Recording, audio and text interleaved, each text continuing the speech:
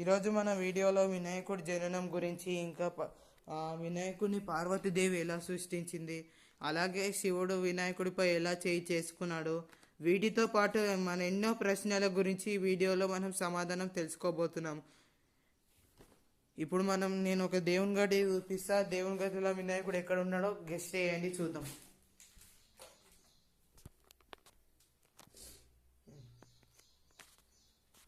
ఇక్కడ చూడండి దేవుని గది. కొంచెం ఏమనుకోకండి, ఫోన్ పోయింది నిన్న మమ్మీతో గొడవడి.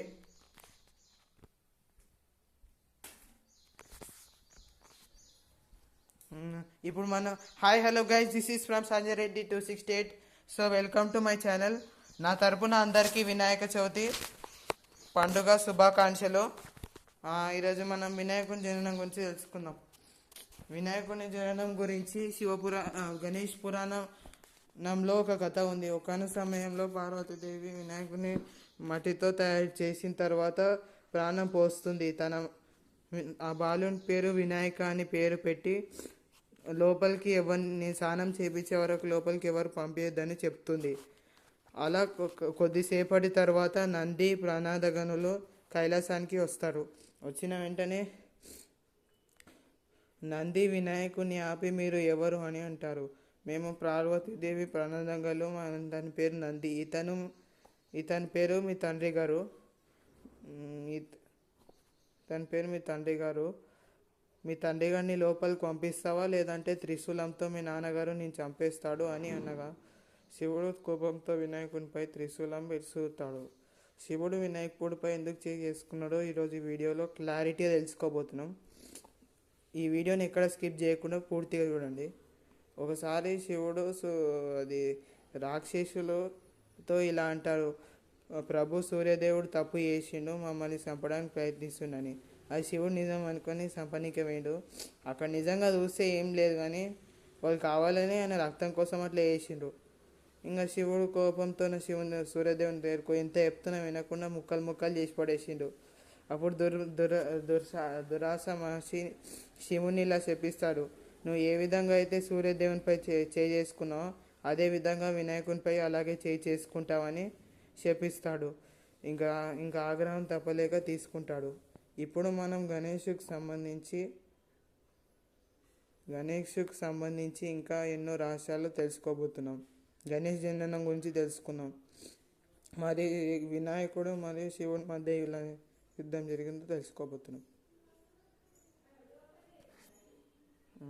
మమ్మీ ఒకసారి నీ ఫేస్ రివీల్ చూపి. ఓమా ఒకసారి ఇక్కడ చూడు. తీస్తా కానీ ఫస్ట్ ఇక్కడ చెప్పు మమ్మీ. అరే రామా. సరే గైస్, ఇంకా మీ గణేష్ జననం గురించి ఇంకేమైనా కావాలంటే పార్ట్ 2లో పెడతా. సబ్స్క్రైబ్ చేసుకోండి. నాకు తెలియదు దాని తర్వాత ఏం జరిగిందో నెక్స్ట్ వీడియోలో చెప్తా. నేను తర్వాత చెప్తా అంటే. సరే, ఓకే, బాయ్ బాయ్. కామెంట్ సెక్షన్లో జై గణేష అని టైప్ చేయండి. జై బాల గణేష అని టైప్ చేసి ఓం నమో గణపతి అని కూడా టైప్ చేయండి. నేను తొందరలోనే లాంగ్ వీడియో తీసుకొస్తా. ఇప్పుడే చెప్పబోతున్నా. గణేశునికి వినాయకునికి శివుని మధ్య యుద్ధము. మమ్మీ పెట్టు, తెస్తా. మమ్మీకి అయితే తెచ్చిస్తా అని దాని గురించి పక్కకు పెట్టేస్తే ఒకనొక సమయంలో వినాయకుడు శివుడు ఎంత చెప్తున్నా కైలాసానికి పంపించాడు. అప్పుడు శివునికి ఆగ్రహం తప్పలేక తన త్రిశూలంతో వినాయకుడి తొండం తీసేస్తాడు. ఈ విషయం నారదుడు వెళ్ళి పార్వతీదేవికి చెప్తాడు. పార్వతీదేవి ఆ పుత్రుని చూసి చాలా బాధపడుతుంది. ఎవరు నా పుత్రుని ఇలా చంపింది ఎవరు అని వాదన చేస్తూ ఉండగా అప్పుడు శివుడు దేవి నన్ను క్షమించు, నేను ఆగ్రహం తప్పలేక చిన్నపిల్లాడు అనుకొని ఇలా చేశాను, నన్ను క్షమించు, నేను ఇప్పుడే వినాయకునికి ప్రాణం పోస్తాను అని అంటాడు. అప్పుడు నంది ప్రణాదన గణమాలు కలిసి వెళ్ళి ఏనుగు తల తీసుకొస్తాడు. ఇంకా దాంతో శివుడు వినాయకునికి ఏనుగు తల అని పెడతాడు. ఇంకా అప్పటి నుంచి వినాయకుడిని విఘ్నేష్ అని పిలుస్తారు. విఘ్నేశ్వర అని కూడా పిలుస్తారు. ఇంకా అప్పటి నుంచి ఇంకొక మరో పేరు పెడతారు, వినాయక విఘ్నేష్ అని 108 పెడతారు. దేవతలు ఎన్నో వరాలు ఇస్తారు. ఇంకా ముల్లోకాల పూజలు అందుకుంటున్నాడు. ఇంకా వినాయకుని జననం గురించి ఇంతే.